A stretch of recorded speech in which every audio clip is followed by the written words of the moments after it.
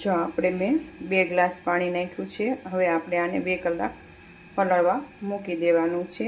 આમાં કાંઈ મીઠું કે કશું નથી નાખવાનું, એમને પાણી જ મેં નાખ્યું છે। હવે આપણે એક ડીશ ઢાંકીને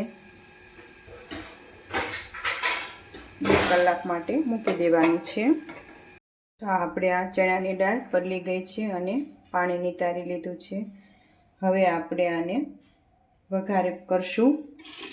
તો વઘાર માટે આપણે મેં 5-6 નંગ લીલા મરચાં લીધા છે અને આદું લીધું છે। પહેલાં આપણે નાના નાના મરચાં કાપી લઈશું।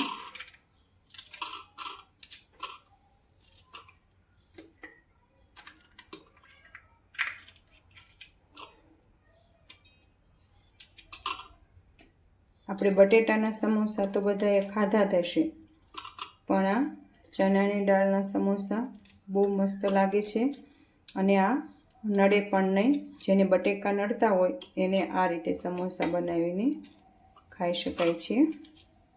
જો આ સમોસા તમે ખાશો તો બટેટાના પણ ભૂલી જશો।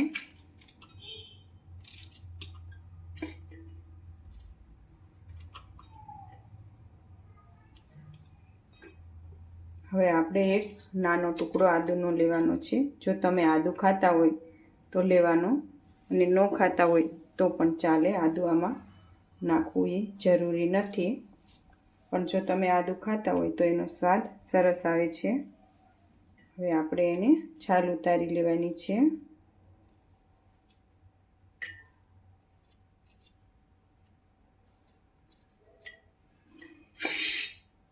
હવે આપણે એને મરચાં ભેગું તે કાપી લેવાનું છે।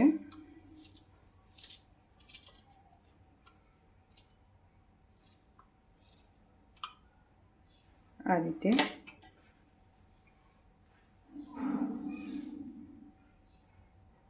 જો આદુ મરચાંની પેસ્ટ આપણે તૈયાર થઈ ગઈ છે।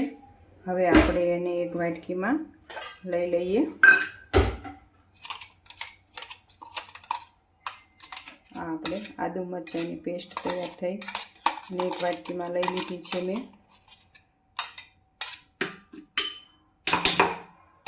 હવે આપણે આનો વઘાર કરી લઈએ। જો મેં વઘાર માટે કુકર લીધું છે। આપણે ચણાની દાળ છે એટલે કુકરમાં બાફવાની છે। તો મેં એમાં 1 પાવડું તેલ નાખ્યું છે। હવે તેલ આવી જાય એટલે આપણે જે આ લીલા મરચાં અને આદુની પેસ્ટ કરી હતી એ એમાં સાથે દેવાની છે।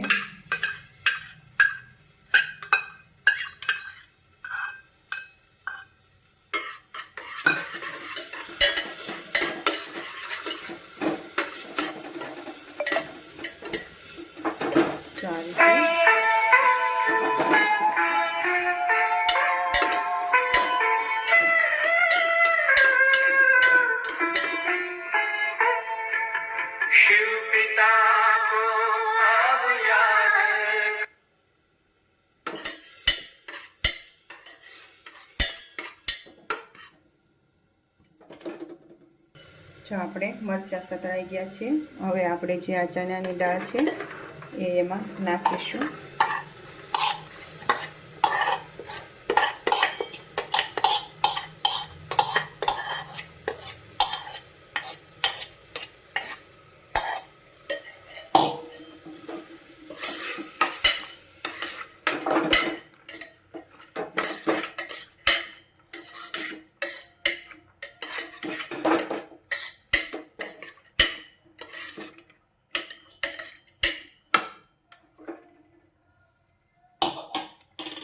એ રીતે આપણે દાળને થોડીક વાર પકડવા દેવાની છે।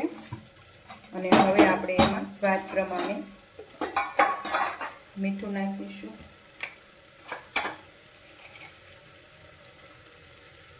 તમારે સ્વાદ પ્રમાણે નાખવાનું છે, એમાં કંઈ માપ હોતું નથી।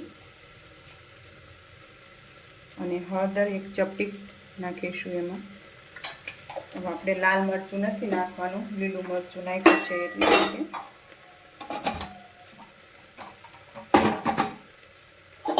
હવે આપણે આ બધું મિક્સ કરી લઈશું।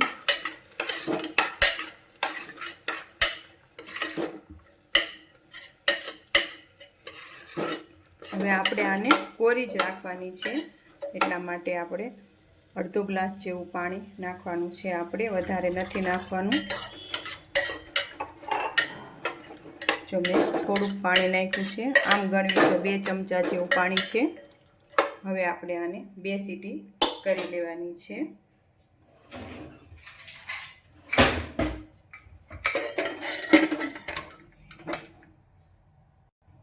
જો આપણે 3 સીટી થઈ ગઈ છે. હવે આપણે ખોલીને જોઈ લઈએ. જો સરસ આપણી દાળ બફાઈને રેડી થઈ ગઈ છે. હવે આપણે એક તપેલીમાં લઈ લઈએ. જો મેં આ તપેલીમાં દાળને લઈ લીધી છે. હવે આપણે ધાણા નાખવાના છે લીલા, અને એમાં આપણે નાખશું મરી.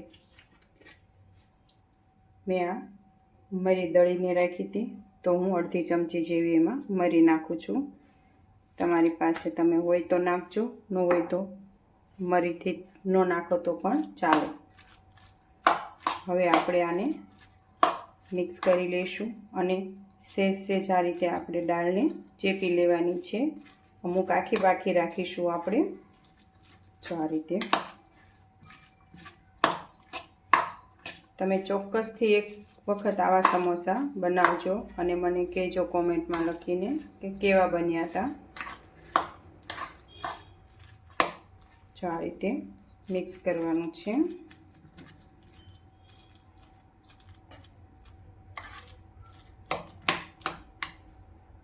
હવે આપણે દાળ મિક્સ થઈ ગઈ છે.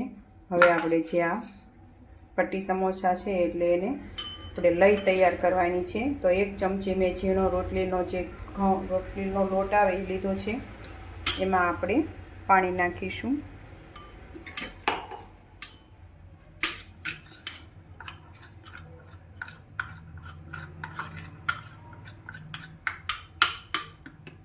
તો આ રીતે આપણે લઈ તૈયાર થઈ ગઈ છે.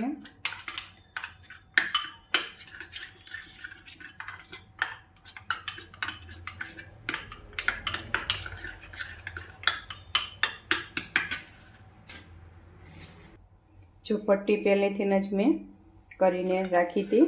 જો તમે પહેલાં પટ્ટી બનાવી નાખશો તો સમોસા બનાવતા વાર નથી લાગતી અને મહેનત પણ ઓછી રહે છે. તો હવે આપણે આ રીતે પટ્ટી રાખી હતી બનાવીને. હવે આપણે આ સમોસા ભરી લઈએ. પટ્ટી મેં ઘરે જ બનાવી હતી.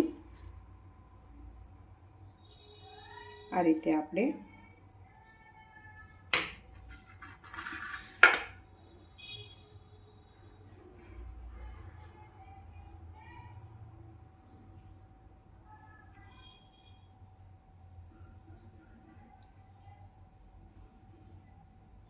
આપણે સમોસા બધા ભરી લેવાના છે.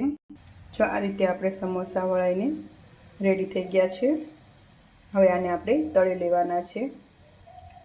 મેં તેલ મૂકી દીધું હતું અને આપણે આ સમોસા એમાં તળી લેવાના છે.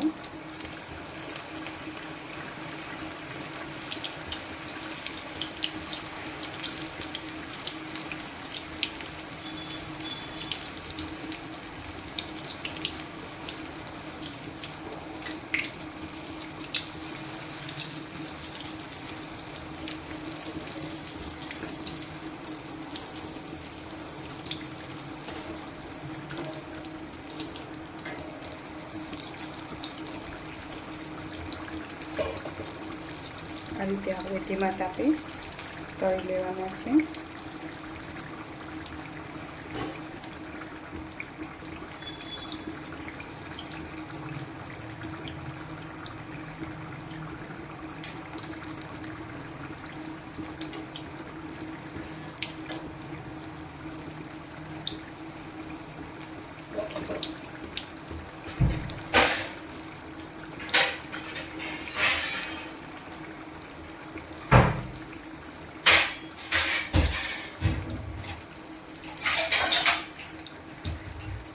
જો આ સમોસા આપણા તળાઈને રેડી થઈ ગયા છે. હવે આવી જ રીતે આપણે બીજા સમોસા પણ એવી રીતે તળી લઈશું. આ સમોસા આપણા તળાઈને રેડી થઈ ગયા છે.